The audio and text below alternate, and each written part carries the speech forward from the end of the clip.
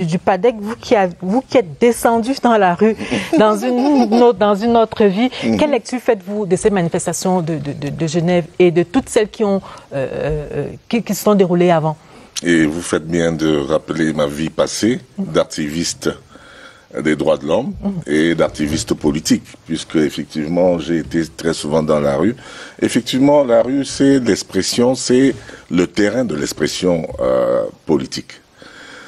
Et dans une démocratie, une manifestation de rue peut être autorisée tant qu'elle n'est pas susceptible de troubler l'ordre public. Alors, nous l'avons fait dans les années 90. Depuis les années 90 jusqu'à maintenant, j'ai même défilé quelquefois à Paris avec, n'est-ce pas, le parti de Mélenchon. Donc, en démocratie, cela est acceptable.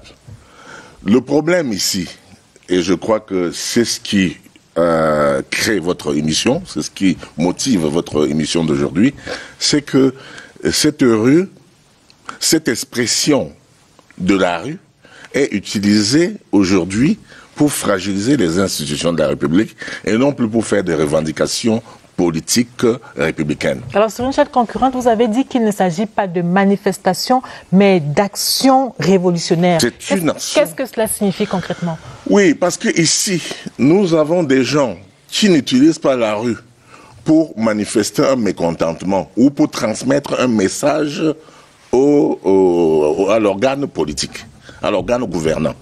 Ils font, non pas au Cameroun, une manifestation révolutionnaire dont l'objectif proclamé était de capturer le président de la République de leur pays en voyage privé dans un pays ami.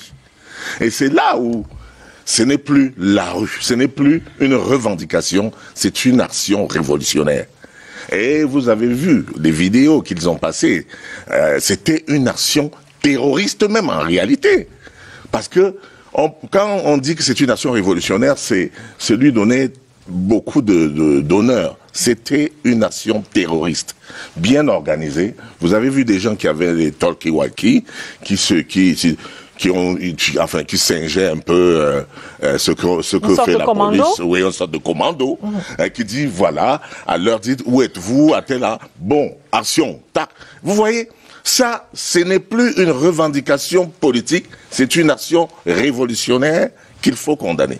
Alors, Serge Aimé Bikoy, vous avez commencé à parler de l'objet de ces manifestations-là. Vous parlez de la révision du code électoral, de l'insécurité dans le Nord-Ouest. Est-ce que cela signifie, pour vous, que ces manifestations-là sont un fondement légitime? Bien, vous savez, la dimension de la caractéristique de ces revendications ici permet davantage de jauger qu'est-ce qui est légitime et qu'est-ce qui ne l'est pas. Et pour le cas d'espèce, ces revendications-là sont-elles légitimes? C'est depuis des années que ces préoccupations ont été portées, même ici au sein du champ politique camerounais. Souvenez-vous que c'est depuis 5 ans que la crise anglophone règne au Cameroun. C'est depuis des années que les formations politiques de l'opposition camerounaise exigent la refonte du système électoral.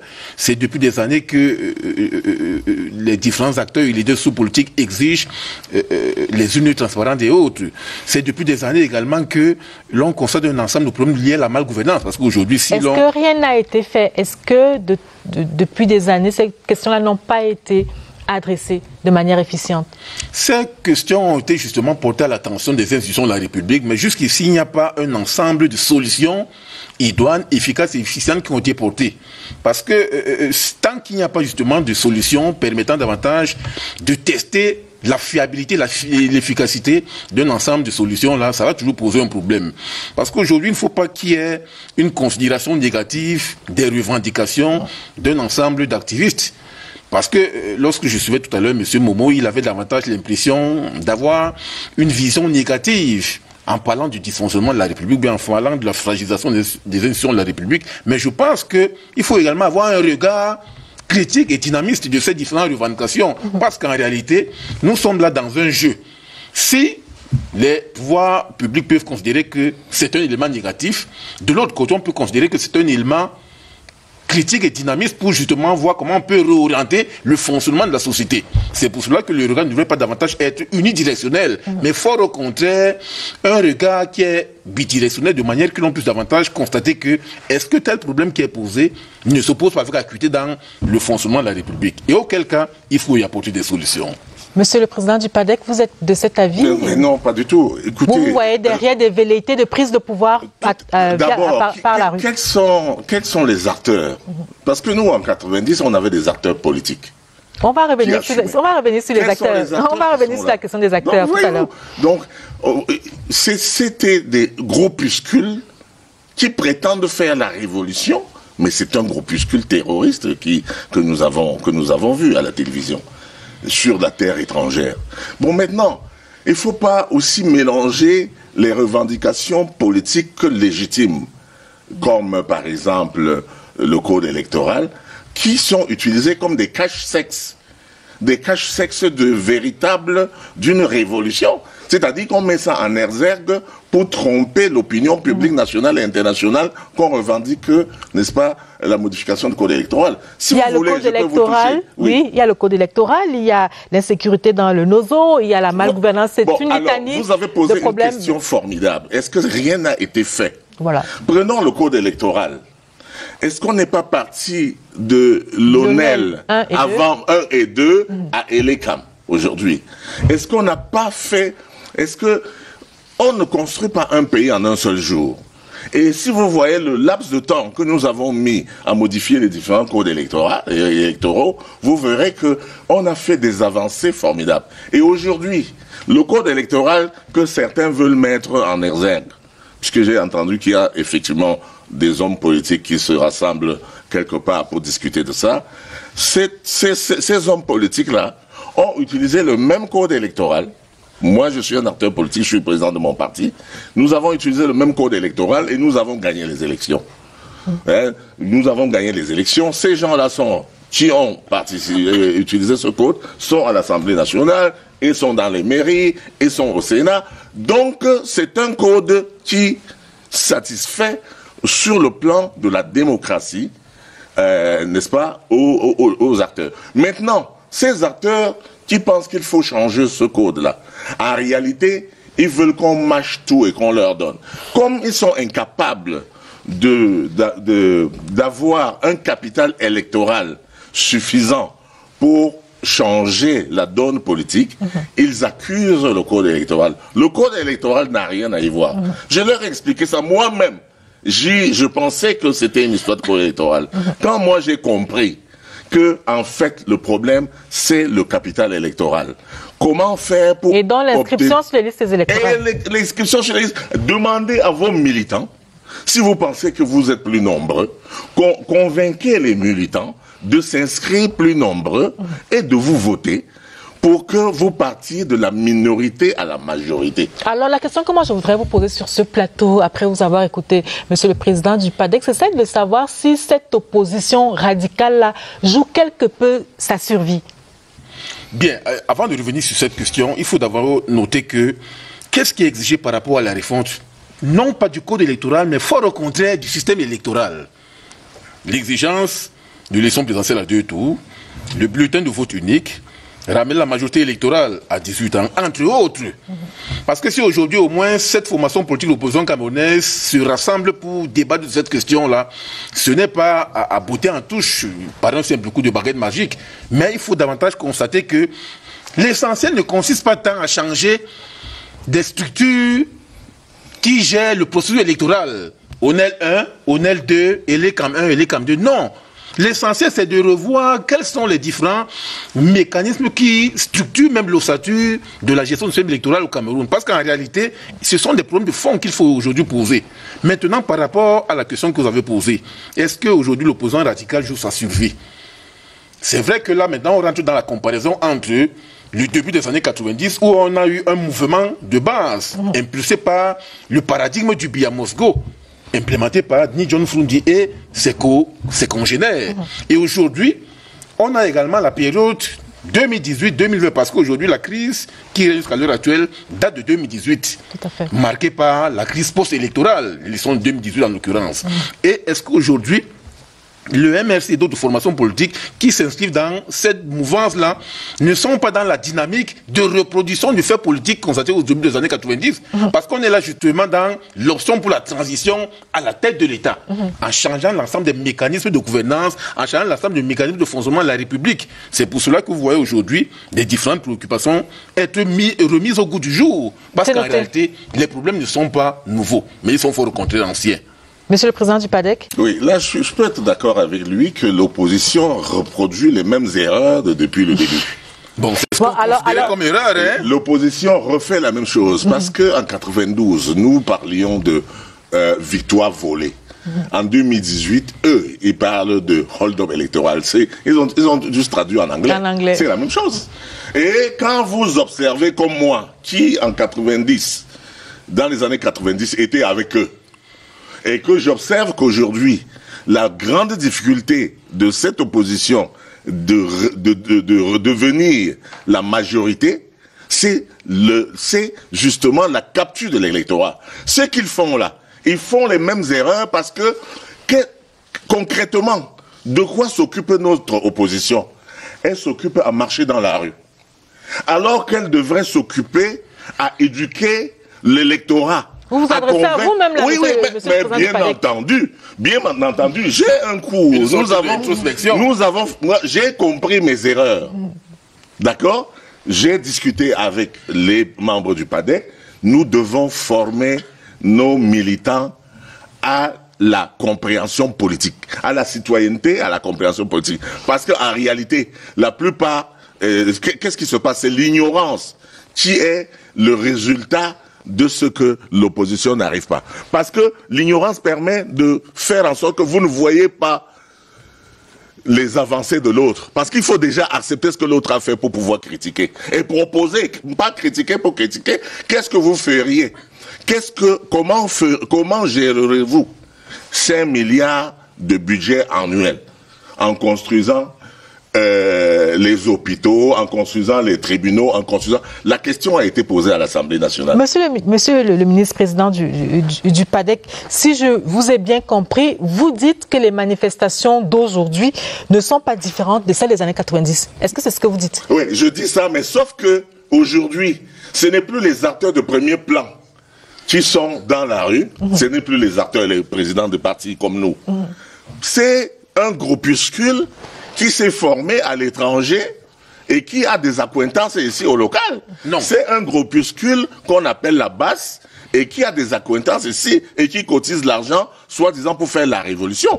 Ce n'est pas l'opposition. Ce sont des prétendus révolutionnaires que je qualifie de terroristes, tout simplement. Parce qu'à partir du moment où vous cotisez de l'argent pour acheter les armes, pour faire la guerre dans votre pays, vous n'êtes pas de l'opposition. C'est-à-dire l'opposition qui veut prendre le pouvoir par les urnes. Vous ne voulez pas prendre le pouvoir par les urnes, vous voulez prendre par les armes. Est-ce qu'on peut maintenant parler des acteurs? On va parler des acteurs. Juste le temps pour nous de donner la parole aux hommes de Dieu, mais également aux leaders d'opinion qui fustigent justement les agissements de cette opposition radicale. Et c'est un focus dans cette édition de Scène de Presse.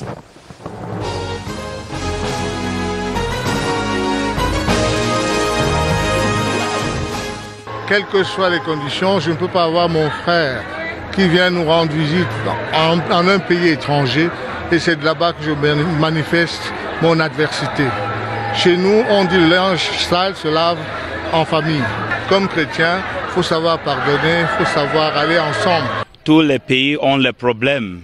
C'est bien de résoudre le problème à la maison. C'est honteux pour voir les activités du précédent être interrompues au pays étranger.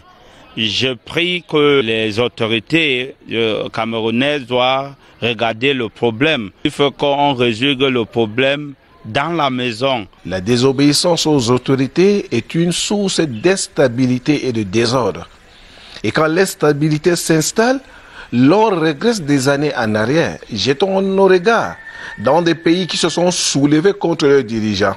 Quel est leur résultat maintenant? Et l'islam même interdit de conseiller même son dirigeant en public. Ce n'est pas normal qu'à chaque fois que le président de la République travaillent dans un pays étranger, les Camerounais de la diaspora manifestent.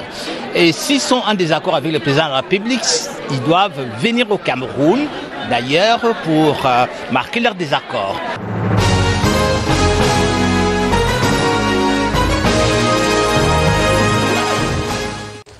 La suite du débat dans cette édition de Scène de presse. On parlait tout à l'heure du jeu des acteurs. Alors, pour qui roulent ces manifestants? Qui sont-ils et pour qui roulent-ils? Bien, en jetant un regard sur les différents acteurs qui sont des composantes de la diaspora qui manifestent, il y a un répertoire de 10 organisations de la diaspora. On ne va pas les citer de façon exhaustive, mais lorsque l'on voit la litanie des récriminations, il y a des organisations qui sont justement composées. Vous avez la brigade anti-Sardina, vous avez le conseil de la diaspora, entre autres, vous avez le code. Donc lorsque vous jetez un regard sur ces organisations, on ne peut pas les considérer comme de simples groupuscules, en référence à cette perception stéréotypée que M. Momo relevait tout à l'heure. Mais il faut relever que ce sont des organisations qui sont structurées, qui sont organisées, qui sont hiérarchisées, avec un ensemble d'acteurs déterminés. Et c'est pour cela qu'on peut les considérer non pas comme la masse, non pas comme des agrégats, mais fort au contraire comme des groupes, comme des groupements qui expriment justement le vœu qu'il y ait un changement systématique dans la manière de fonctionner justement au Cameroun. Et vous savez, aujourd'hui, le Cameroun ne peut pas évoluer en autarcie. C'est pour cela qu'il devrait y avoir aujourd'hui une conjonction entre les différentes actions de revendication qui sont portées à l'extérieur et ceux qui sont portés à l'interne. Alors vous avez parlé de la base que d'aucuns présentent comme étant, permettez-moi l'expression, le bras armé du MRC. Est-ce que vous êtes de cet avis-là? Je ne suis pas de cet avis parce qu'en réalité, ce sont des structures qui sont diamétralement opposées.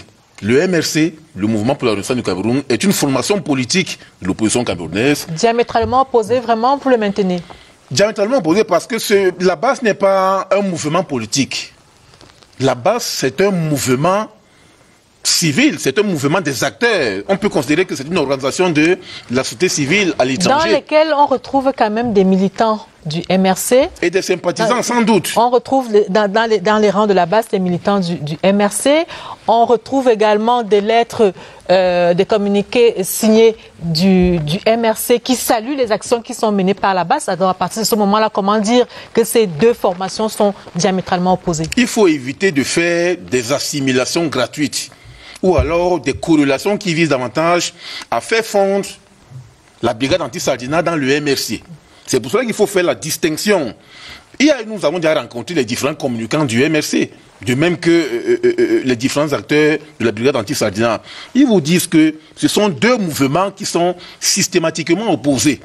Et alors là, aujourd'hui, il y a aujourd'hui un jeu de perception sociale dans le champ public camerounais, où les gens estiment qu'il faut assimiler le MRC à la base, et d'autres même ont parlé de l'Ambazonie. Or, en réalité, on est là dans des conceptions caricaturales qui ne reflètent pas la réalité. Lorsqu'on voit les images qui circulent dans les réseaux sociaux, on voit bien des membres de la base, pour certains vêtus aux couleurs du MRC, pour certains tenant des drapeaux de l'Ambazonie. Comment ne donc pas dire que c'est un mariage de raison ou de cœur? Je n'en sais trop rien. Dans la foule de manifestants, oui, vous pouvez avoir un conglomérat d'acteurs qui sont différentiels. Vous pouvez avoir des militants réels de la base, vous pouvez avoir les militants potentiels de la base, vous pouvez avoir des individus qui proviennent d'autres organisations. On ne discrédite pas la thèse suivant laquelle il y a des militants et sympathisants du MRC qui font partie de la base, mais le MRC n'est pas en réalité la base. Faisons un distinguo entre ces deux organismes. Monsieur le Président du PADEC, vous partagez cet avis? Quelle question? Comment vous pouvez me poser une telle question? Je vous la pose, monsieur le ministre. Je veux dire, le monsieur fait preuve d'une mauvaise foi que je devrais même saluer. Parce qu'en réalité, vous me dites que c'est un journaliste, le chef du service politique et économie de la RTS. Vous avez ici la preuve flagrante du journalisme militant. Aïe, aïe, aïe. Là, vous êtes dans les journalistes militants. Permettez que... Parce que franchement, comment est-ce qu'un analyste politique comme lui ne peut pas savoir que la base a été créée dans le MRC. Et pourquoi? La brigade anti-sardinat, comme là-bas, c'est ça que ça veut dire. Ça a été créé pour revendiquer ce qu'ils ont appelé le hold-up électoral. Ça a été créé parce qu'ils disaient que le MRC a gagné l'élection et que le parti au pouvoir a volé sa victoire. Et donc, ils ont créé ça pour agresser les artistes, pour agresser les membres du parti au pouvoir, pour agresser les soutiens du parti au pouvoir qui se trouvaient en Europe. La BAS, c'est le bras armé du MRC. Il n'y a pas une honte à avouer cela. Il y a eu des partis, monsieur, qui ont eu, n'est-ce pas, leur branche armée.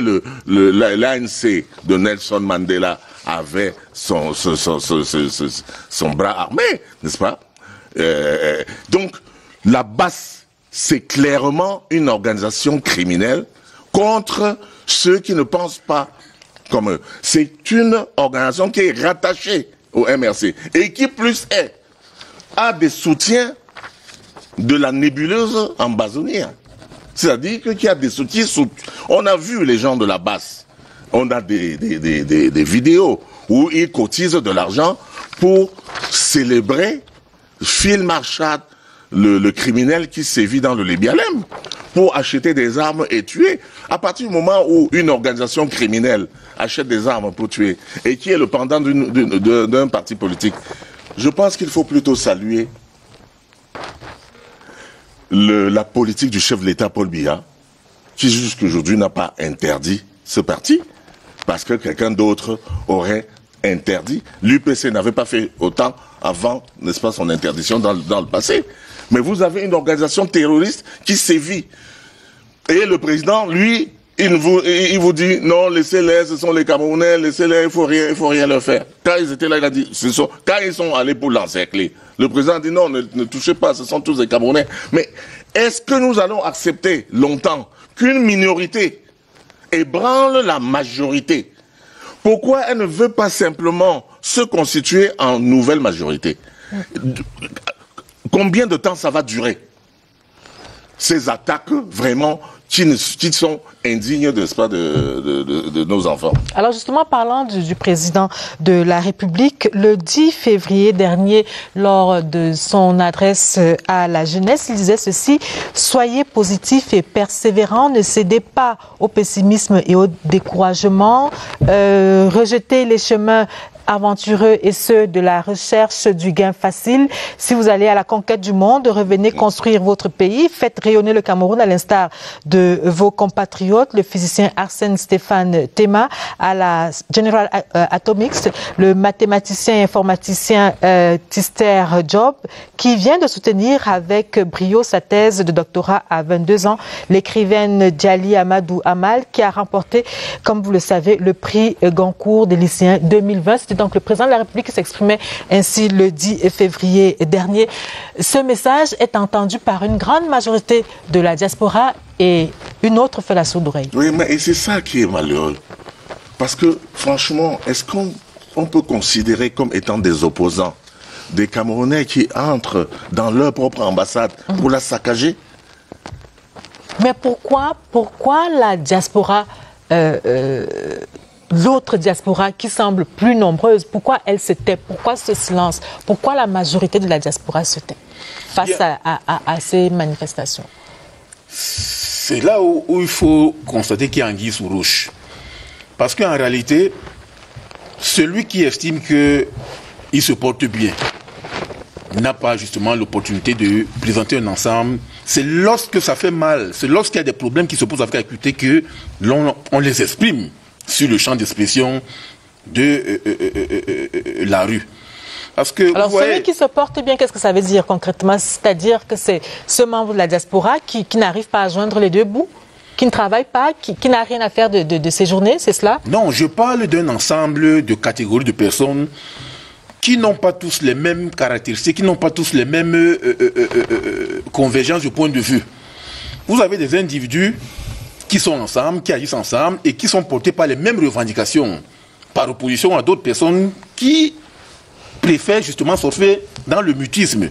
Alors là, vous voyez, lorsque ceux qui expriment leur cri de cœur envahissent les rues, c'est pour justement relever un ensemble de revendications déterminées.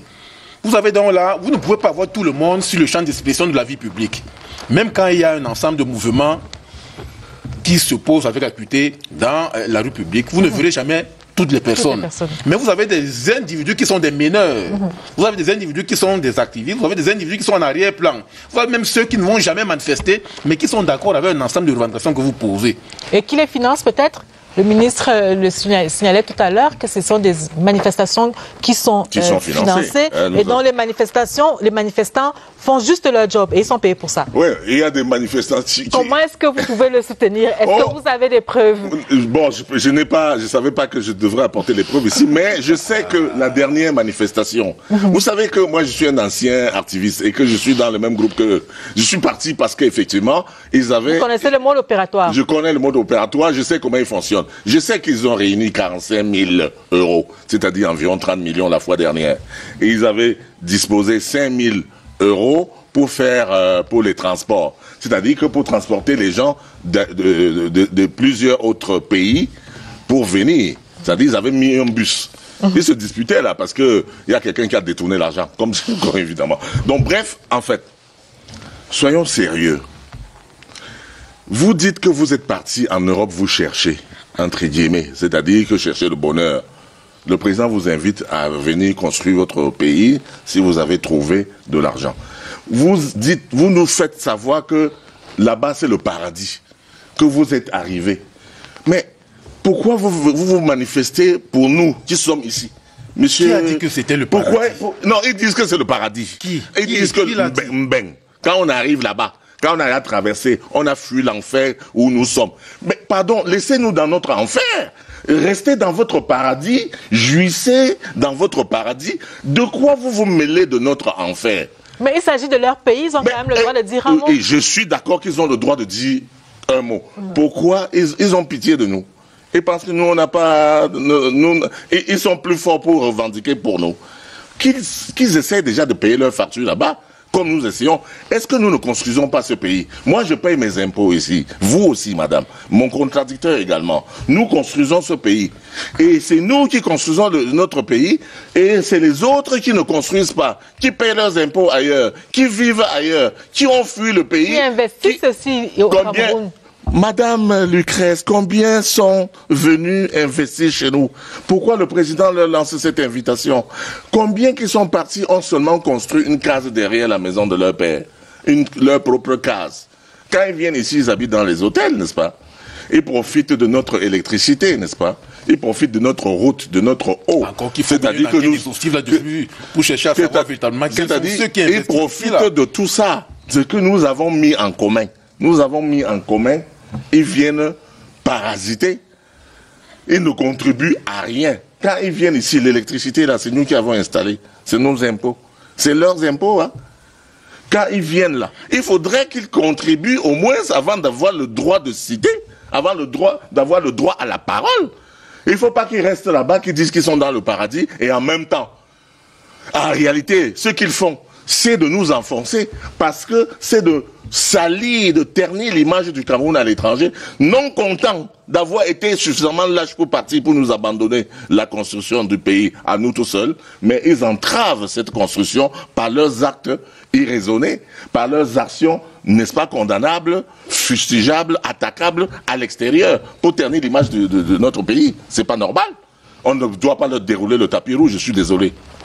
Serge Aimé et Bikoy, vous avez suivi, monsieur le président du PADEC, cette diaspora qui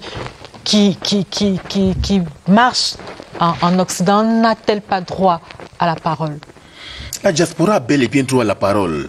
C'est pour cela que je disais tout à l'heure qu'il ne faudrait pas que l'on reste enfermé dans le carcan d'une certaine dictature qui vise davantage à faire main basse sur des catégories de la diaspora qui ont également leur mot à dire dans le fonctionnement de la République. Parce alors, est-ce qu'elle doit s'exprimer dans une sorte de violence même?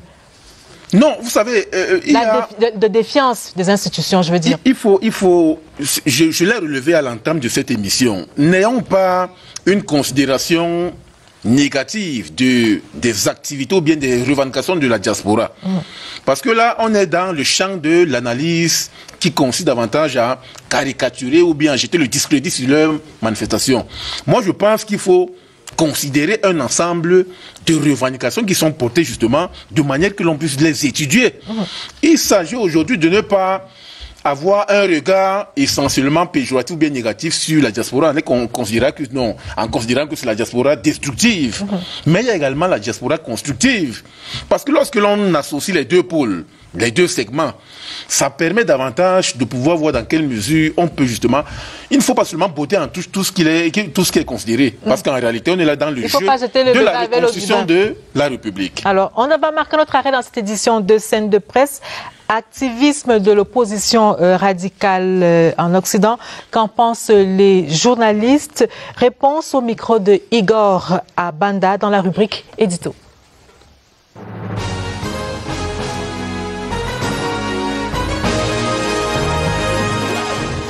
Très souvent, nous disons que nous nous inspirons de ce qui se passe ailleurs. Et donc, on n'a jamais vu le chef de l'État, par exemple américain, attaqué par ses compatriotes à l'extérieur, pas plus que le chef de l'État français. D'ailleurs, qui n'accepte pas de parler de la politique intérieure lorsqu'ils sont hors de leur pays. Les compatriotes qui veulent s'exprimer ont la possibilité de le faire au Cameroun. Ceux qui vivent à l'extérieur ont également la possibilité de s'exprimer autrement qu'en allant s'attaquer au lieu de résidence du chef de l'État. Chaque citoyen a le droit de manifester, a le droit de revendiquer. Il a même le droit d'exprimer son ras-le-bol face certainement à des difficultés auxquelles il fait face.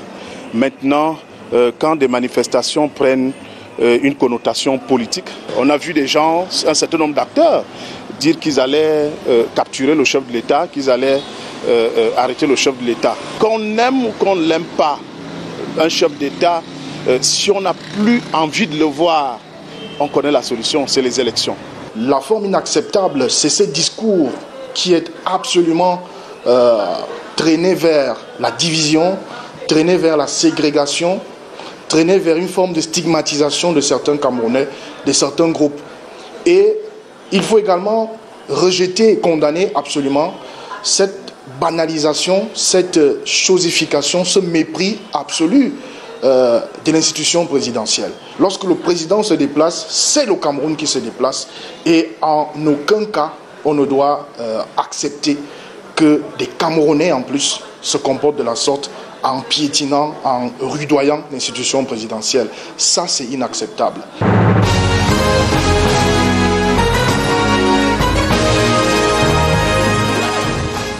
Voilà qui est clair. Alors, Serge Aimé Bikoy, jusqu'où peut aller cette défiance des institutions camerounaises et que doit faire le gouvernement? Personne ne peut savoir jusqu'où ira cette défiance des institutions de la République, parce qu'en réalité, ce sont des actions qui se multiplient au fur et à mesure que l'on se rend davantage compte que des solutions efficaces et efficientes n'ont pas été apportées à ces différentes revendications. C'est pour cela que vous voyez que, à l'heure actuelle, si on veut, s'il n'y a pas cette confrontation entre les différents acteurs et les forces de l'ordre gouvernant en place, ça va justement présenter une certaine facette qui risque de créer cette crise du dialogue. Parce qu'en réalité, aujourd'hui, il faut une plateforme permettant davantage de faire asseoir justement les différents acteurs pour comprendre le bien fondé de leurs revendications et de voir dans quelle mesure, quelles sont les actions que l'on peut apporter de manière idoine à ces revendications-là. Parlant justement de cette plateforme que vous proposez, Monsieur le Président du PADEC, vous pensez que c'est une voie, c'est une solution? D'abord, laissez-moi clarifier un fait, c'est que un grain de maïs ou deux peuvent pourrir tout le sac de maïs. Donc la diaspora, il y a la diaspora utile. Comme dans une salle de classe, il y a beaucoup de bavards qui sont derrière au fond là. Mais ils n'empêchent pas ceux qui sont des élèves studieux d'apprendre leur leçon. Vous avez dans la diaspora ces bavards du fond qui font tellement de bruit. Mais vous avez une diaspora utile qui travaille pour son pays, qui investit ici. et que nous encourageons. Nous aimons cette diaspora-là. Et donc, nous devons séparer le bon grain de l'ivraie. Il n'y a pas de plateforme possible avec des gens qui sont, je vous ai dit, qui portent un cache-sexe pour des revendications de déstabilisation. Leur problème, c'est qu'il faut renverser le régime, sans passer par les urnes. Leur problème, au fond, malgré les habillages, n'est-ce pas, de malgouvernance, dictature, malgré ces... Parce que ce serait étonnant, parce que j'ai encore entendu ce mot de dictature ici. Quelqu'un qui qualifie le régime du Cameroun de dictatorial fait preuve de cécité. Parce que si ça avait été un régime dictatorial, moi qui vous parle, je crois que j'aurais été l'un des premiers à subir le contre-coup. Mais vu mes violences passées, mais vu mes activités passées, n'est-ce pas? Et beaucoup qui font ce que j'ai fait hier, ils ne seraient pas là pour parler si on avait une dictature. Mais lorsqu'on analyse au moins le cycle de manifestation publique, avec la répression des réunions et des manifestations publiques, on ne peut pas considérer que nous sommes en dictature lorsque l'on voit tout ce qui se passe. Voyez-vous, et je crois que c'est la mauvaise digestion de la démocratie occidentale, la démocratie libérale qui fait cela. Il y a une mauvaise digestion. Les gens ne comprennent même pas encore cette démocratie et pensent que c'est l'apanage. Il y a d'autres systèmes de gouvernance dans le monde. Si nous avons opté pour la démocratie et le chef de l'État est le meilleur élève en matière de démocratie et il est passé le maître en la matière. Il était le maître au début, l'élève, il est passé maître de la démocratie. Même nous, ça nous dépasse. Parce que franchement, parmi même les acteurs qui parlent, les journaux s'expriment, tout le monde s'exprime. Les partis politiques s'expriment. On est le seul pays où les gens peuvent vilipender à longueur de journée le président de la République. Où des gens peuvent venir dans un média d'État, sur la Sira TV, parler, n'est-ce pas, de dictature, parler d'un régime dictatorial, et sortent et rentrent chez eux. On est dans un pays où on a vu des gens insulter les ministres en Mondovision et on ne leur fait rien. Vous ne pouvez pas tenter ça ailleurs. Alors, je ne veux pas citer un certain nombre de pays, mais vous ne pouvez pas. Nous sommes un régime trop démocratique.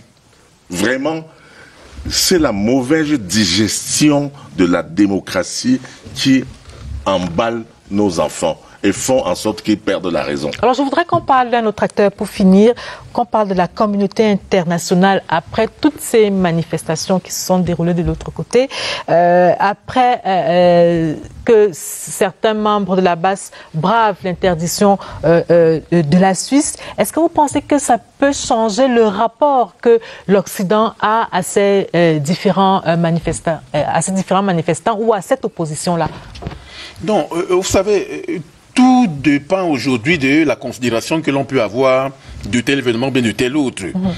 Parce qu'aujourd'hui, jeter un regard sur la façon dont évoluent justement les systèmes démocratiques à l'étranger, ici au Cameroun.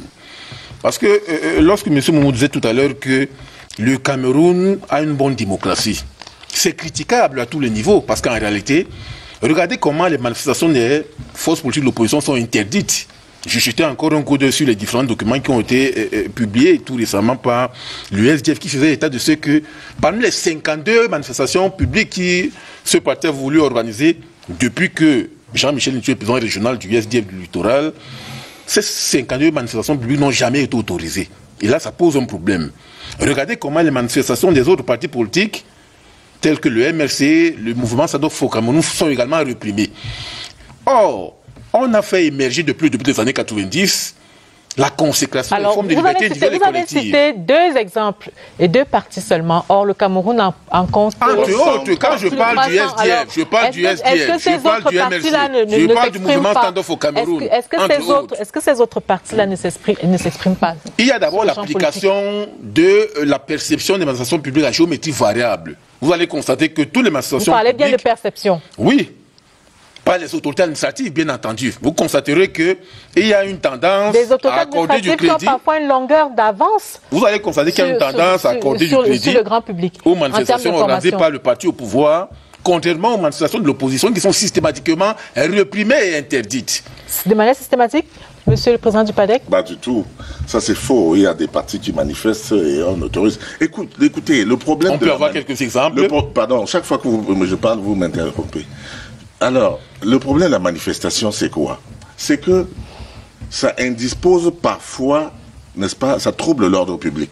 Si on leur dit d'aller manifester en terrain vague, au stade, par exemple, allez manifester là-bas, ils ne voudront pas. Ils veulent marcher au milieu de la rue. Si vous voulez manifester au milieu de la rue, vous gênez le taximan qui cherche son argent. Vous gênez les élèves qui vont à l'école. Vous gênez le citoyen lambda qui n'est pas de votre parti. Pourquoi vous voulez faire la manifestation de votre parti rien que sur la voie publique? Mais allez au stade, faites ça là-bas, allez loin de la rue, allez loin où vous ne pouvez pas déranger personne. Mais si vous leur proposez que on a votre manifestation, allez la faire, le stade c'est ouvert, ils ne vont pas. Pourquoi? Parce qu'en réalité, ce n'est pas cette manifestation. C'est parce qu'ils veulent toucher les autres qui ne partagent pas leur point de vue. C'est parce qu'ils veulent porter atteinte à la démocratie en réalité. C'est la dictature d'une minorité sur la majorité. Ils veulent, parce qu'ils sont... Pourquoi? Allez, vous avez des sièges de votre parti, appelez vos militants et manifestez là-bas, parlez, dites ce que vous revendiquez, écrivez, faites des pétitions. Mais tout ce que vous allez faire là, dans la rue, ça indispose les gens. Mais pour répondre à votre question... Justement, de savoir si cette opposition-là s'est faite à Rakiri. Exactement. Moi, je pense. Et je souris. Et je souris parce que quand nous parlons, la communauté internationale ne comprend pas.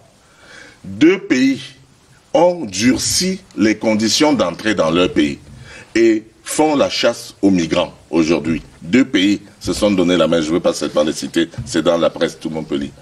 Mais ce qui est intéressant, c'est qu'ils s'aperçoivent en Occident de la nocivité que peut causer à leur pays des gens qui se revendiquent, des gens auxquels on a donné l'hospitalité. Ces gens-là qui demandent la nationalité là-bas, ce qu'ils nous font, c'est ce qu'ils vont faire là-bas. D'ailleurs, ils ont commencé, parce qu'ils ne le font pas ici. La police est obligée de les disperser là-bas. Ce n'est pas la police du Cameroun, c'est la police suisse. Les autorités judiciaires de la Suisse sont obligées de s'asseoir pour les condamner. Ça veut dire qu'aujourd'hui, là, les autorités politiques sont en pleine cogitation, sont en plein débat. Comment faire pour chasser ces gens-là? Comment faire pour réduire leur nombre? Ils savent que l'envahissement des Africains là-bas va leur poser un problème de maintien de l'ordre public. Parce que quand les policiers descendent là dans la rue, ils utilisent l'argent du contribuable suisse, l'argent que vous n'avez pas cotisé. Ces gens-là ne sont pas des contribuables suisses. Ils sont venus d'Allemagne, ils sont venus de France, ils sont venus des États, ils sont venus d'ailleurs où ils cotisent de l'argent là-bas pour empêcher la Suisse de gagner de l'argent. Au contraire, pour faire perdre de l'argent. Là où la manifestation a eu lieu, l'hôtel Continental, il y a un café là-bas qui est toujours plein. Mais comme on a fermé, n'est-ce pas, il y a eu un périmètre de sécurité. Il y a un périmètre de sécurité. Ce café-là n'a pas fonctionné. Le restaurant qui est juste à côté n'a pas fonctionné et qui ne les emplit pas. C'est de l'argent perdu pour la Suisse. Ces manifestations-là font perdre de l'argent à ces pays qui les ont accueillis. Ces pays-là commencent à réfléchir pour dire comment faire pour freiner. Et c'est là où je dis que quelquefois, on scie soi-même la branche sur laquelle on est assis et on tombe avec fracas. C'est ce qu'ils sont en train de faire. Alors, je voudrais qu'on termine par cette question. À qui profitent finalement ces manifestations de l'Occident? Je voudrais commencer par M. Jemé Bikoy. À qui profitent ces manifestations de l'Occident? Lorsque vous jetez un regard panoramique sur ce qui se passe, on peut estimer que ça ne peut profiter qu'à une catégorie de personnes. Or, si jamais le gouvernement camerounais apporte des solutions à ces différents problèmes, non seulement ceux qui sont à l'extérieur et également ceux qui sont à l'intérieur vont en bénéficier. Donc, n'ayons pas un regard marginal pour considérer que ceux qui expriment ces revendications-là sont considérés comme des laissés pour compte, bien comme sont considérés comme des parias de la société. Mais ayant toujours un regard globalisant pour constater que, à un moment donné de l'histoire, on peut davantage trouver justement des palliatifs, des solutions pour voir dans quelle mesure on peut remédier justement à ces différents problèmes-là. Donc ça peut profiter à l'ensemble des catégories sociales qui expriment le vœu qu'il y ait justement un changement par rapport au fonctionnement de la société. Lorsqu'on relevait tout à l'heure la litanie des différentes revendications qui ont été justement exprimées, si jamais il y a au moins quelques esquisses de solutions à ces différents problèmes-là, moi je pense manifestement que ça pourra bénéficier aussi bien aux compatriotes de la diaspora, mais bien plus aux catégories qui sont aussi à l'interne. Mais tant qu'il y aura justement ce statu quo-là, il y aura ces éléments qui ne seront pas justement mis en vitrine de manière que l'on puisse davantage considérer qu'il y a au moins un changement dans la façon dont évoluent justement les choses. Monsieur le Président du PADEC, à qui profitent ces manifestations? À qui profite le crime, voulez-vous dire? À qui profite J'ai dit manifestation. Moi, j'ai dit manifestation. Oui, d'accord, je suis d'accord avec vous. Le crime profite à son commanditaire. Qui est? Le commanditaire, c'est le MRC. Il a écrit une lettre de félicitations de leur manifestation la fois dernière. Le MRC s'est également désolidarisé de l'activité des manifestations de Genève. Un temps, vous écrivez pour dire que les gars, bravo, allez-y de l'avant, vous avez très bien fait. Et l'autre fois, dès que vous écrivez mais comment comprendre ces positions qui changent en fonction des manifestations? C'est la politique. Serge Bikoy, lorsqu'on préparions cette émission, m'a parlé de ruse du MRC. C'est vrai qu'il n'en a pas parlé sur ce plateau. Oui, il ne peut pas. La question n'a pas été posée. Laissez-moi répondre. Nous sommes dans un jeu politique. Oui, vous avez constaté que... Vous allez peut-être réagir, mais permettez à monsieur le Thomas Padec de... Donc l'un des acteurs, c'est le MRC. Et nous parlions donc des ruses politiques. Les ruses... Parce que quand c'est mauvais, quand il voit que ça risque de décorner l'image de son parti, il s'écarte. Mais quand il voit que c'est bien, ça lui donne de l'avantage, il revendique.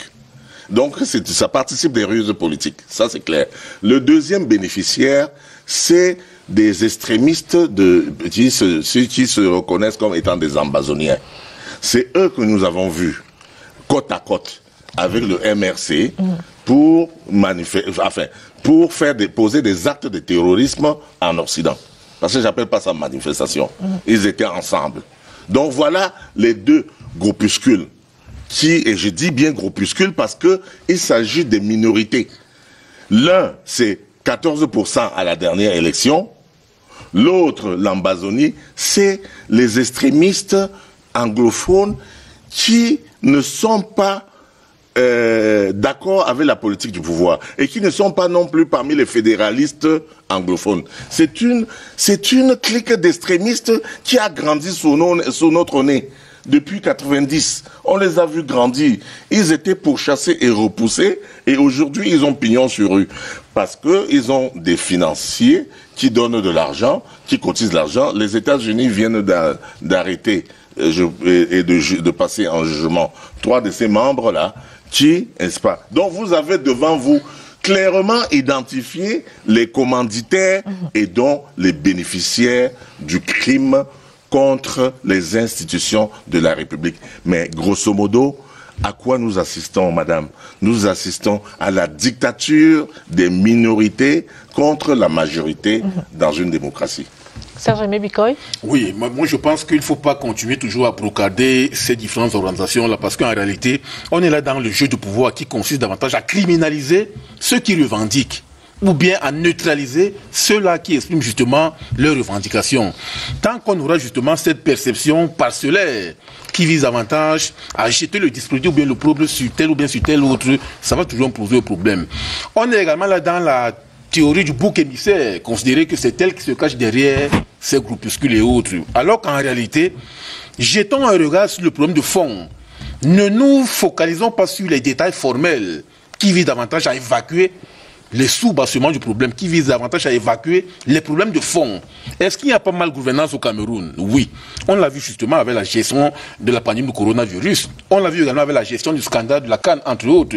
Est-ce qu'il n'y a pas le problème de la crise anglophone qui perdure depuis 5 ans? Ce sont des problèmes que vous posez. Les problèmes que vous avez évoqués, pour pouvoir l'affirmer, il faut des faits précis. Mais là, vous semblez affirmer de manière péremptoire qu'il y a eu des détournements de fonds, qu'il y a de la malgouvernance. Mais est-ce que, à côté de cela, vous avez des faits probants pour soutenir ces est-ce que vous ne voyez pas comment il y a une certaine opacité dans la gestion d'un ensemble de préoccupations conjoncturelles? Vous savez bien qu'il y a eu un scandale de la SCAN qui a été révélé ici, mais jusqu'à l'heure actuelle, le problème est sous le boisseau.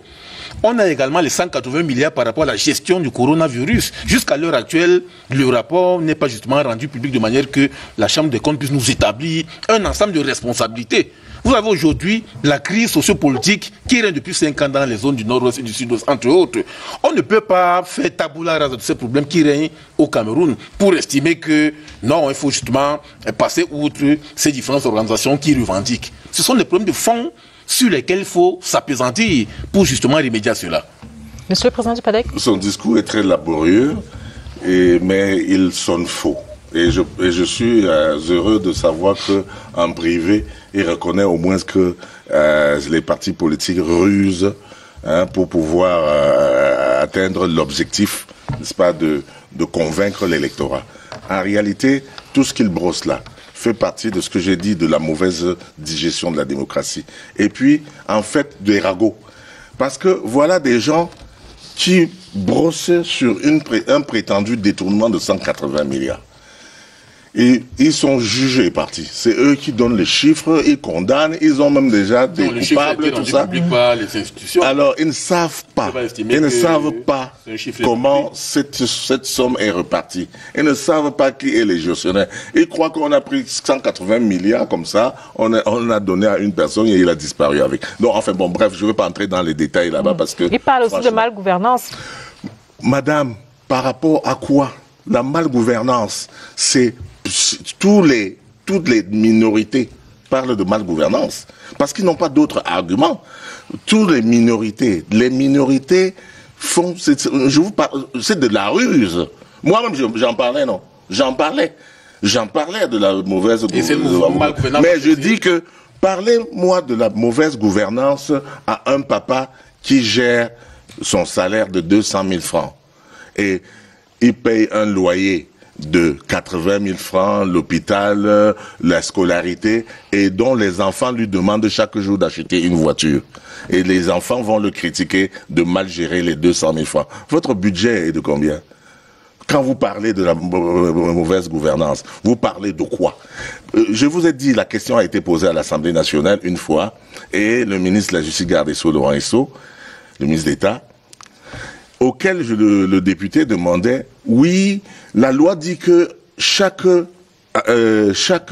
arrondissement doit avoir un tribunal. À combien de tribunaux avez-vous déjà construit?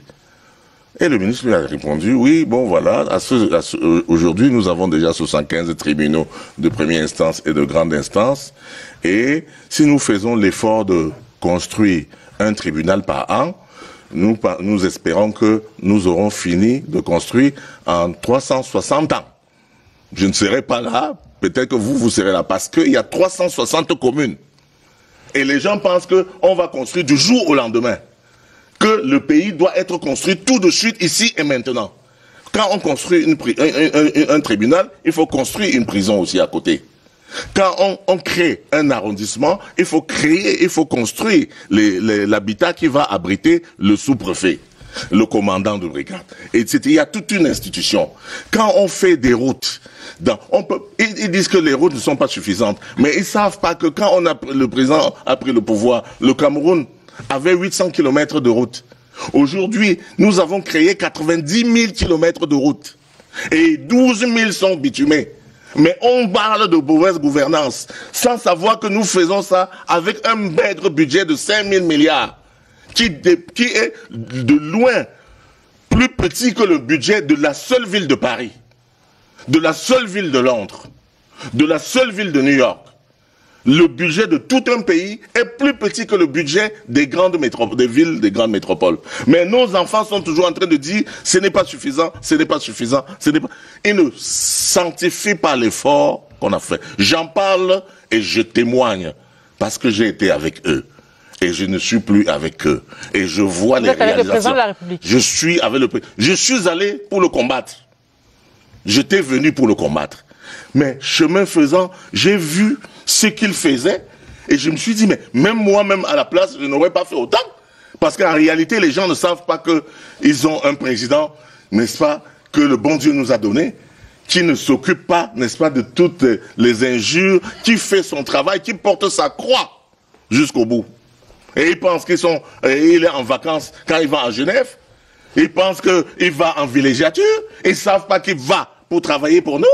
Et donc, vous voudrez faire comment? Je dis que nous avons affaire à à une indigestion de la démocratie. C'est entendu. Merci, monsieur le président du PADEC. Nous allons marquer un autre arrêt dans cette édition de Scène de Presse pour écouter à nouveau les hommes de Dieu et les leaders d'opinion. C'est un focus dans cette édition de Scène de Presse.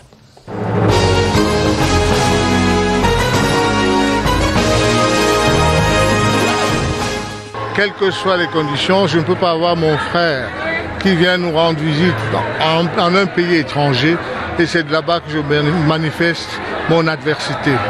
Chez nous, on dit le linge sale se lave en famille. Comme chrétien, il faut savoir pardonner, il faut savoir aller ensemble. Tous les pays ont les problèmes. C'est bien de résoudre le problème à la maison. C'est honteux pour voir les activités du précédent être interrompues au pays étranger. Je prie que les autorités camerounaises doivent regarder le problème. Il faut qu'on résoudre le problème dans la maison. La désobéissance aux autorités est une source d'instabilité et de désordre. Et quand l'instabilité s'installe, l'on régresse des années en arrière. Jetons nos regards dans des pays qui se sont soulevés contre leurs dirigeants. Quel est leur résultat maintenant?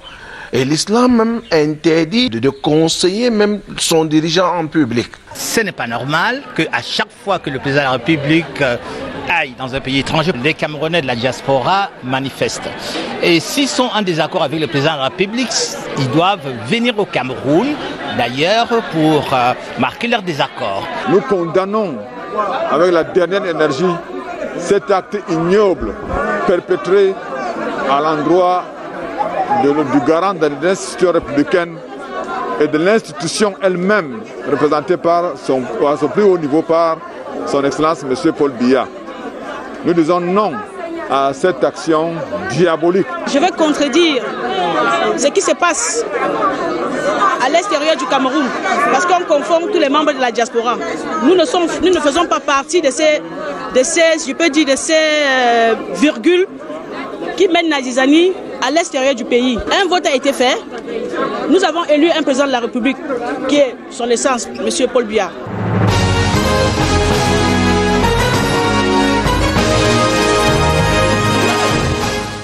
Et maintenant, parlons d'autre chose, parlons d'économie, parlons d'industrialisation, parlons du Made in Cameroun de manière plus précise.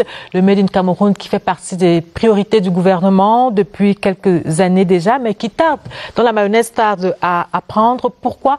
Nous le saurons en écoutant nos invités de cette deuxième partie de l'émission Scène de Presse. Raymond Difo, qui est industriel du soja. Bonsoir et bienvenue sur le plateau. Bonsoir. Bonsoir à tous les acteurs dans la production du soja dans toutes les régions de Septentrion. Et bonsoir également à Sylvain Andjongo, qui est journaliste au journal Investir au Cameroun. Bonsoir et bienvenue. Bonsoir, merci pour l'invitation. Merci également pour ceux qui prennent la peine de nous écouter et de nous regarder à la maison. Merci.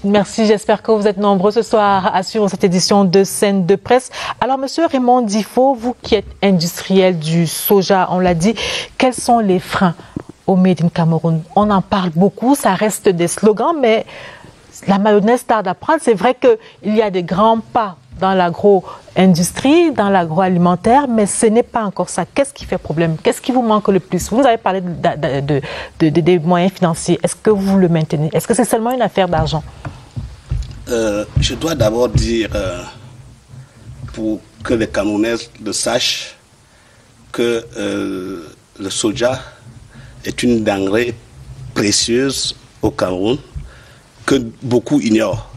Parce que je crois que ce soir, sur cette antenne, beaucoup doivent savoir qu'est-ce que c'est que le soja. Alors, nous évoluons dans ce secteur de soja. Je vais même parler de la filière soja. Parce que la filière soja va de la production, transformation et la consommation. Ça va jusqu'au secteur de l'élevage. Alors, vous faites dans la production et la transformation du soja. Du soja. La transformation nous donne de l'huile raffinée du soja et des tourteaux qui vont à l'élevage de volailles, beaucoup plus ici au Cameroun. Alors vous me demandez quels sont les freins.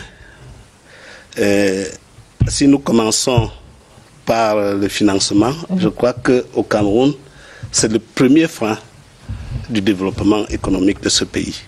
Pourquoi? Parce que vous aurez beau avoir des idées, créer une société comme Sopracam, mais... Sans publicité. Allez-y, allez-y. Au finish, quand vous la développez, il n'y a pas toujours de structure pour vous financer au niveau de développement attendu. Ça, c'est le premier frein au Cameroun, parce que pour nous qui sortons de nulle part,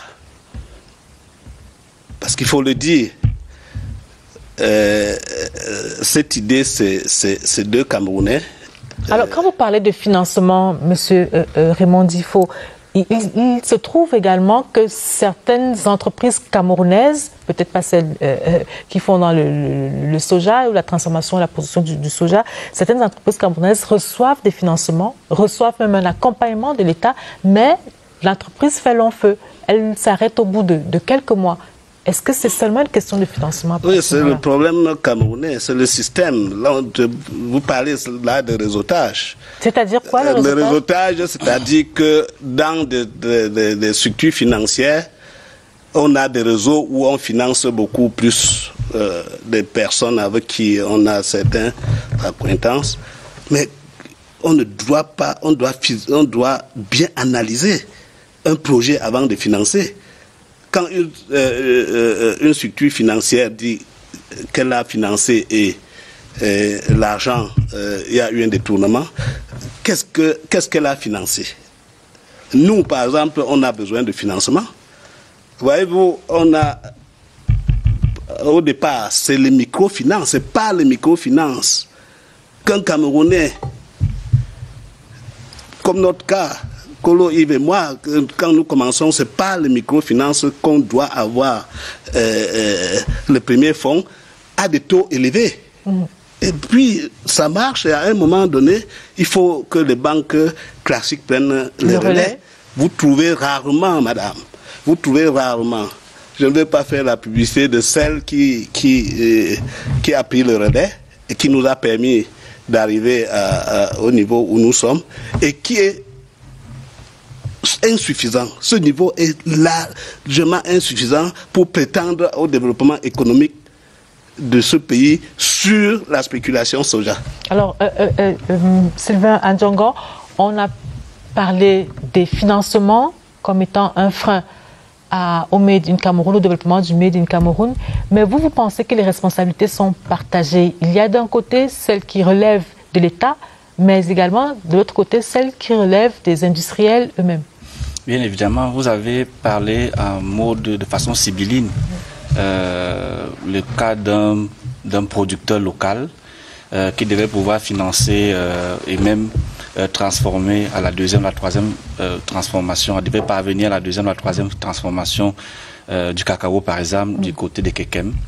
Mais on a été surpris que quelque temps, parce qu'il y a eu un accompagnement de l'État à coût de milliards de francs CFA, on a été surpris qu'une institution bancaire, quelques mois après, publié un communiqué pour recruter une entreprise qui devait aller démanteler cette entreprise-là parce qu'il y avait eu un crédit, c'est-à-dire que l'État avait été porté comme garant de ce crédit-là. Et puis, lorsqu'on a remis les sous, lorsqu'on a remis les fonds à cet investisseur, à ce producteur, à ce transformateur, il y a eu un flop. Et donc, la banque s'est estimée flouée dans cette opération. Et plus tard, elle a demandé à pouvoir aller démanteler l'usine pour pouvoir rentrer dans les fonds pour peut-être vendre en pièces détachées les compartiments de cette entreprise-là. Cela montre que on ne peut pas totalement souscrire à la thèse selon laquelle il n'y a pas de financement. C'est vrai, il n'y a pas de financement.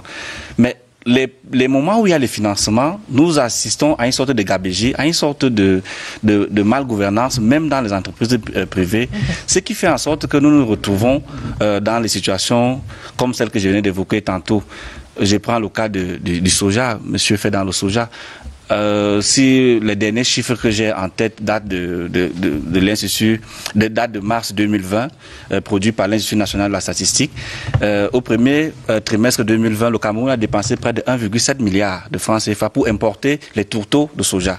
Et vous savez très bien que le soja est très important dans l'agroalimentaire, faire les yaourts et autres.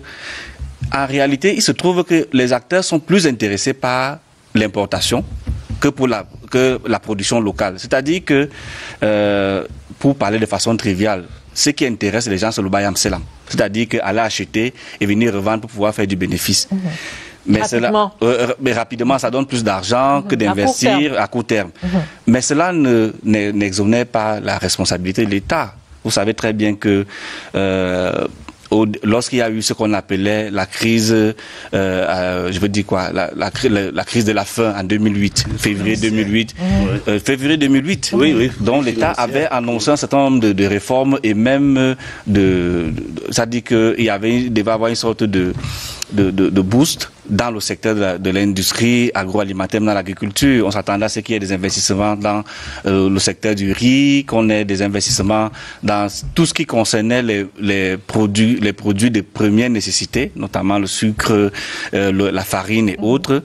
Mais nous nous retrouvons en 2021 en train de décrier les mêmes situations. C'est-à-dire que pour ce qui concerne par exemple le poisson, nous avons un opérateur qui contrôle à peu près 90% du réseau d'importation du poisson. Ce qui, je vous disais tout à l'heure, ce qui est plus important pour certains, c'est le fait de bayam selam, c'est-à-dire aller acheter et revendre, ce qui donne rapidement de l'argent. Et cet opérateur est en même temps grossiste, et fait le grossiste détaillant, voilà, donc même dans les petits marchés. Et nous assistons donc à une sorte d'étranglement du marché et une sorte de dictature de ces opérateurs-là qui préfèrent faire dans l'achat et la revente que de faire dans la production et même dans la transformation. Et nous nous retrouvons donc avec la situation que je vous ai décrite tantôt, c'est que lorsque certains parviennent à accéder au financement, il n'y a pas de retour sur investissement et puis on n'a plus que les larmes pour pleurer. Oui, mais je voulais quand même qu'on se comprenne. L'industrie, on ne devient pas industrie dans la rue, pas en tout cas comme un bayam selam. C'est un métier qui nécessite une formation. C'est pas parce qu'on a de l'argent dans la poche qu'on rêve de devenir un industriel. Il faut passer. Ça signifie qu'il y a un problème donc dans votre secteur. Il y a déjà cette formation. Donc il y a un déficit de formation que vous reconnaissez, que vous confessez. C'est pour ça que les banques, pour financer un projet, doivent s'assurer que derrière ce projet, il y a des professionnels. C'est de ça qu'il s'agit. Si une banque finance un projet parce que il y a un ami ou parce qu'il y a un pourcentage derrière, je n'en sais rien, mais qui n'est pas juste. Mais ça ne résout pas la question de fond. Pourquoi certains préfèrent l'importation, c'est-à-dire que préfèrent aller acheter. Bon, le sujet n'était pas encore là. Le sujet, je crois que le sujet est clair. On parle de Made in Cameroun.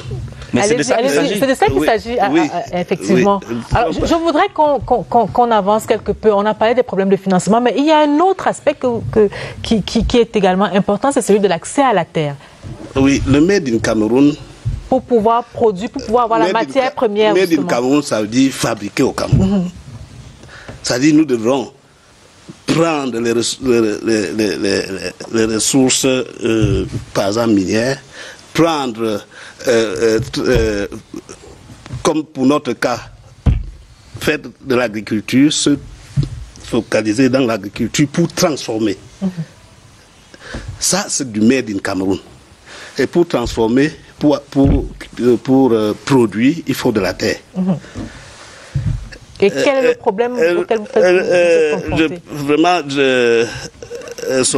en tout cas, vous ne voulez pas qu'on parle de la société. Pour le cas de la filière soja, c'est un cas d'école.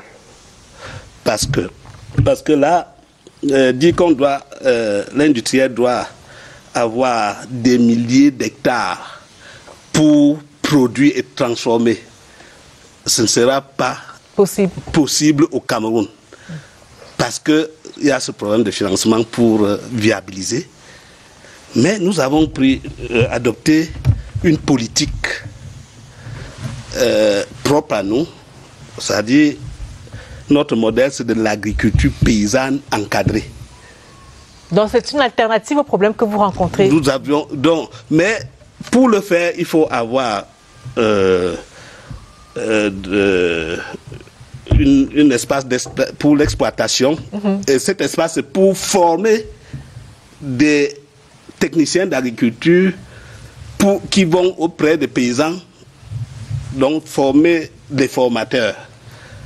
Mais voyez-vous, quand on a... La question que je vous pose, monsieur Raymond, le temps nous tient à la gorge. La question que je vous pose, c'est de savoir si vous avez facilement accès à la terre pour pouvoir produire de manière abondante. Je crois qu'il y a de la terre au Cameroun. Mais le grand problème, c'est le gouvernement. C'est-à-dire?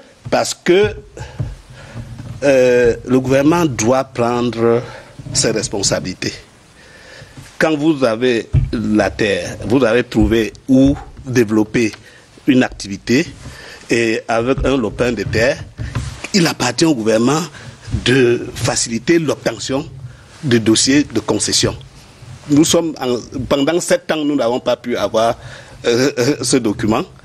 Et comment peut-on expliquer qu'un dossier traîne 5 ans dans un département ministériel, ne sort pas, n'est pas rejeté, n'avance pas? Or, c'est le gouvernement qui doit décider. Voilà une société qui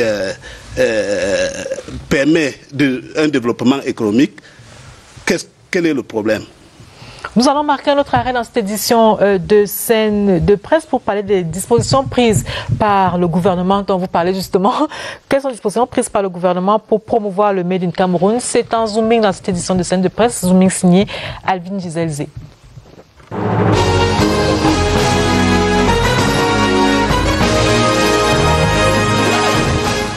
Le poivre de Penja ou encore le miel de Oku, des référentiels du Made in Cameroun.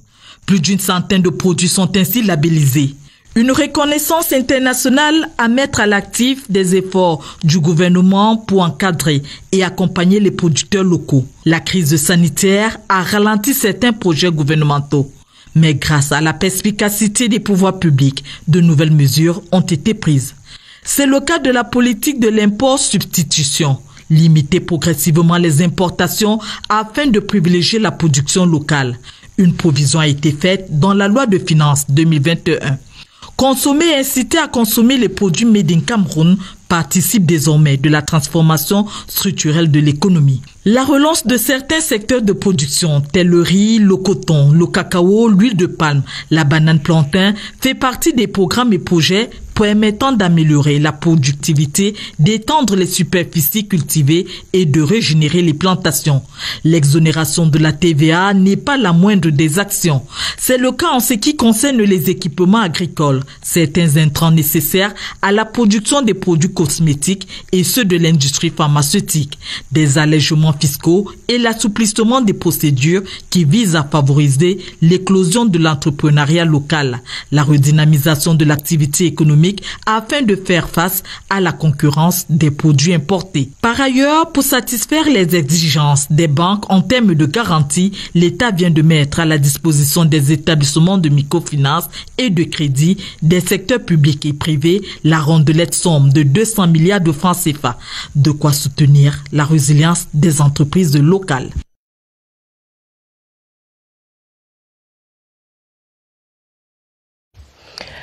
La suite du débat sur ce plateau de scène de presse, nous avons parlé des problèmes de financement, nous avons parlé des problèmes liés à l'accès à la terre, mais il y a également des problèmes de qualité. Est-ce que les produits made in Cameroun qui sont déjà sur nos différents marchés sont des produits de qualité, Sylvain Ndjongo?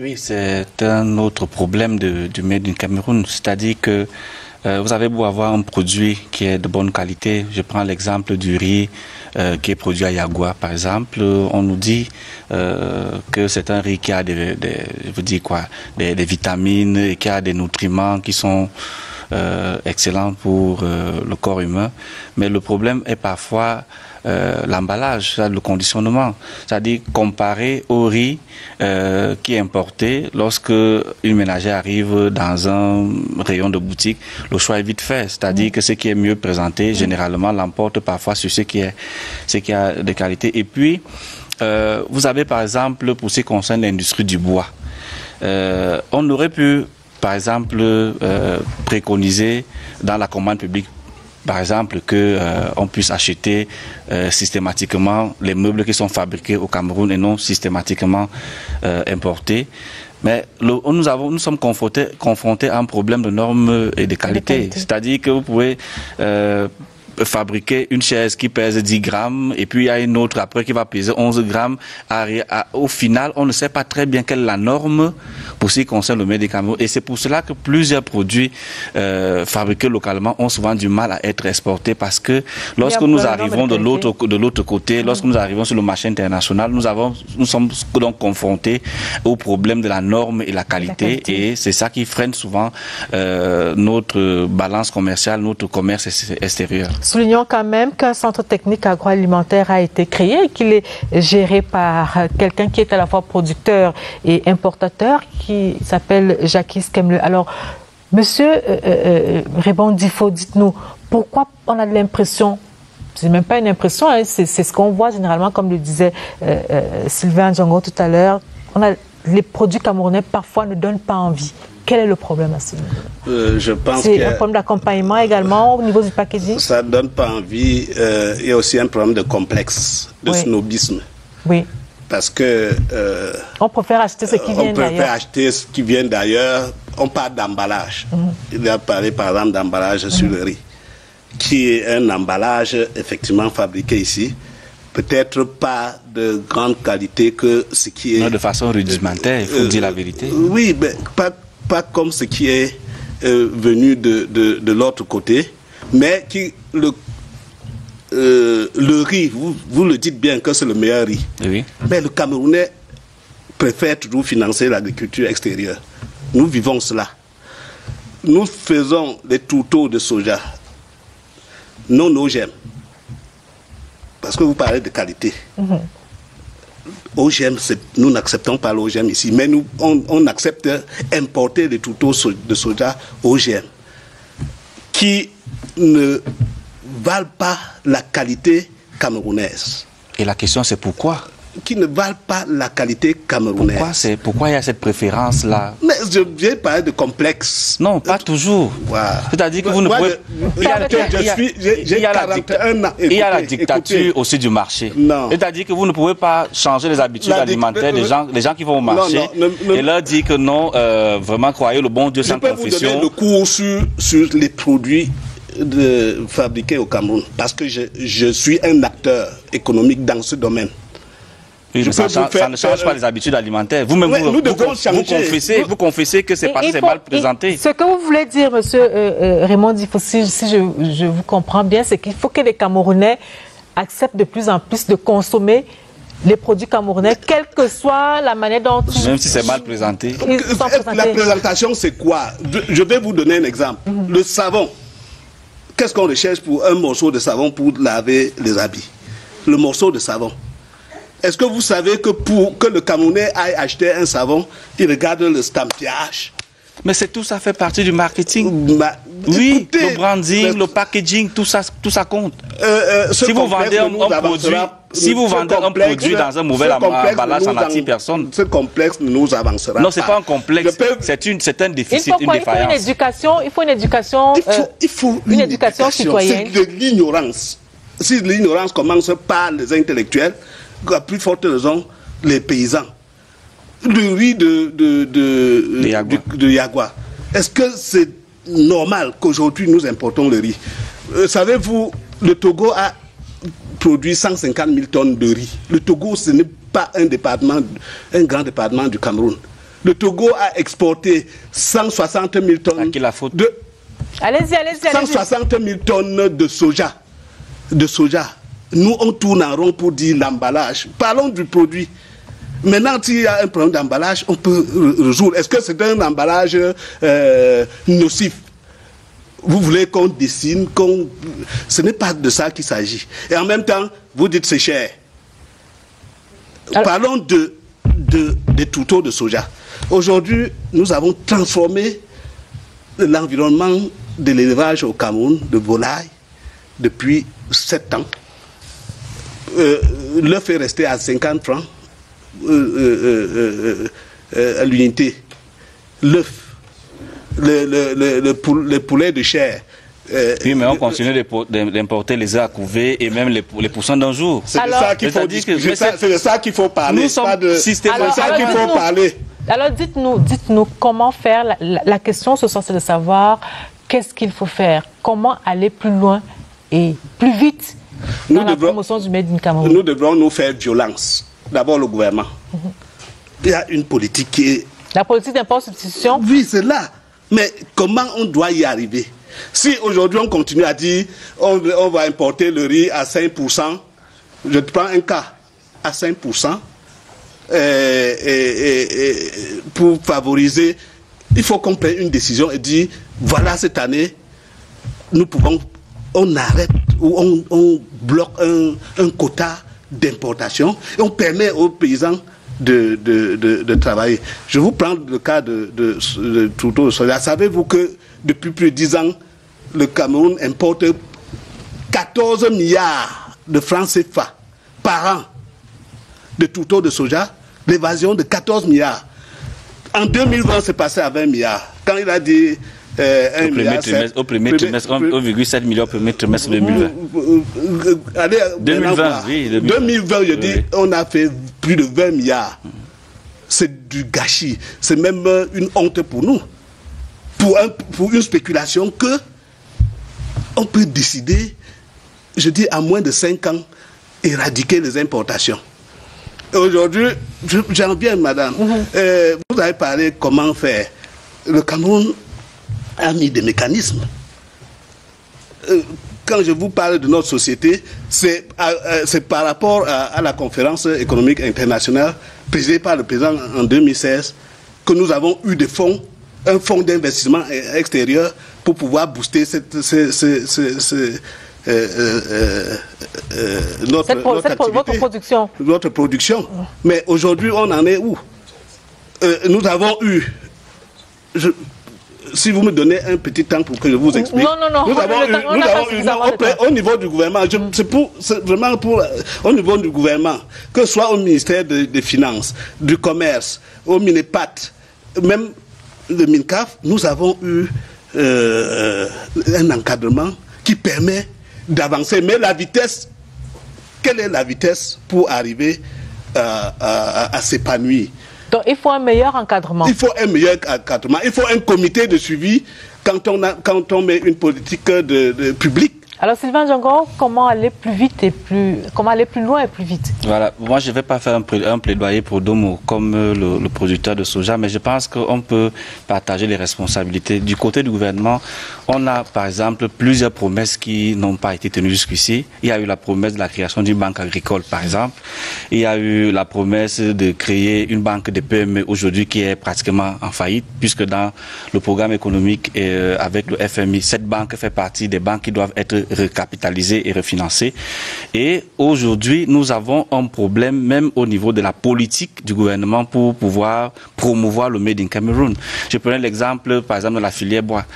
Imaginez-vous, lorsqu'un ministère doit acheter des meubles, ce qui est fait systématiquement, c'est qu'on préfère l'achat à l'importation. On passe des marchés pour que les gens soient en mission, qu'ils aillent acheter les meubles à l'étranger, alors que au Cameroun, si vous allez en Vogumbi, il n'y a pas très loin de votre studio ici, je suis sûr que si on met cet argent à disposition des producteurs locaux, ils peuvent mieux faire leurs produits, mieux les finaliser et avoir des produits fins que nous envions de l'autre côté. Et puis, du côté des producteurs, je pense que l'activité de détaillants, de revendeurs et autres devrait être de moindre envergure parce que si nous ne développons pas notre pays, personne ne viendra développer notre pays à notre place. C'est entendu. Un autre arrêt dans cette édition de Scène de presse pour retrouver Daniel Menanga et les unes du lundi. Bonsoir Daniel. Bonsoir Lucrèce, bonsoir au panel, également aux téléspectateurs. We begin with the Guardian Post because of the latest. Far North Boko Haram military confrontation leaves at least 16 dead and military strategies to end Amba fighters' incursions in West region. Cameroun Tribune, situation sécuritaire à l'ouest, des renforts arrivent en visite de travail le week-end dernier sur instruction du président de la République. Le ministre délégué à la présidence chargé de la défense, Joseph Beti Assomo, a annoncé un renforcement des effectifs et des moyens ainsi que la redynamisation des comités de vigilance. Le quotidien en parle également. Région de l'Ouest, recadrage du dispositif sécuritaire. C'est à la faveur de l'importante réunion sécuritaire tenue par le MINDEF avec les responsables de la 5e région militaire interarmée. Le quotidien également qui parle de management exemplaire de l'hôpital de district de Tignière. Les félicitations du ministre de la Santé publique Tignière dans la région de la Damawa. Les félicitations donc au docteur Oumarou Ousmanou, le directeur de l'hôpital de district de là-bas.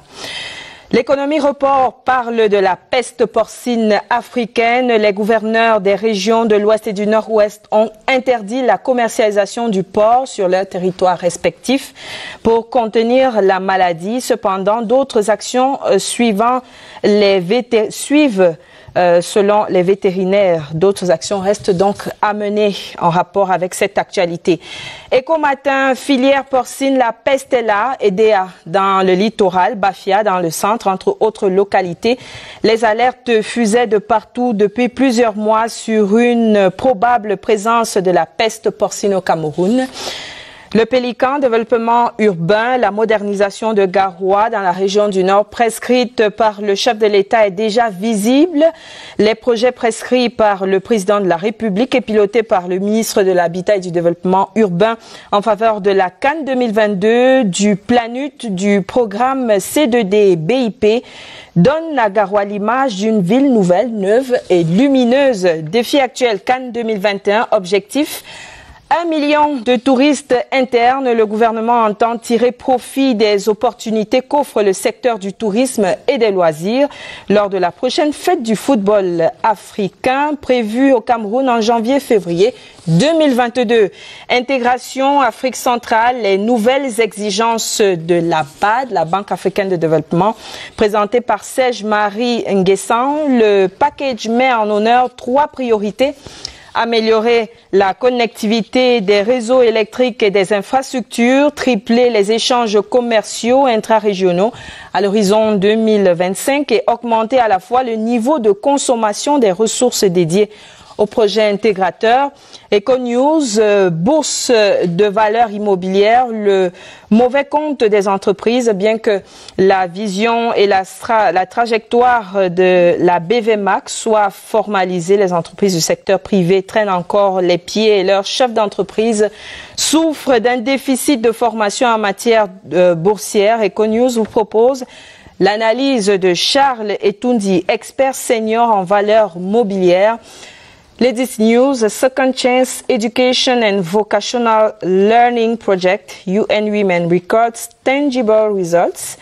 through a seminar organized on July 22 and 23, 2021 in Buea, the regional capital of the Southwest region. The UN agency in charge of issues of women empowerment and gender equality carried out the restitution of the results recorded in the field. Mutation par le gouvernement patronat, l'énergie de l'espoir. Le ministre de l'eau et de l'énergie a échangé jeudi avec les opérateurs économiques sur les projets visant à améliorer l'offre énergétique et la qualité du service au profit du secteur industriel. Et mutation qui parle par ailleurs de l'attaque dans l'extrême nord, protocole 8 militaires tués dans une attaque. Et pour finir, Lucas, si vous me permettez, au pas de course, on va dire un mot sur la publication numéro 26 de Les Échos du PNDP et puis ce numéro qui célèbre dans ces cadres qui se démarquent dans la fonction publique locale et qui parle entre autres de la formation des journalistes, des projets IMO mené par le Programme national de développement participatif. Je vous invite à le retrouver en kiosque ce lundi. Et voilà, pour le point des unes que vous retrouverez ce lundi, ce n'est pas exhaustif. Merci Daniel Menanga et à dimanche. Alors Monsieur Raymond Difo, avant que nous mettions un terme à cette édition de Scène de Presse, si vous devriez émettre un vœu dans le cadre de la promotion du Made in Cameroun, quel serait ce vœu? Mon vœu est clair, qui rejoint l'orientation de politique économique du président de la République, son Excellence Paul Biya. Le Minepal vient de faire une sélection des champions nationaux. Ça, nous sommes parmi ces champions nationaux. Mettons un comité de suivi avec les acteurs concernés et on aura les objectifs à atteindre avec un timing bien précis. Merci, Madame, Monsieur. C'est la fin de cette édition de Scène de Presse. Merci à tous les invités. Merci aux équipes techniques et rédactionnelles. La presse quitte la scène. Merci, bonsoir. Merci.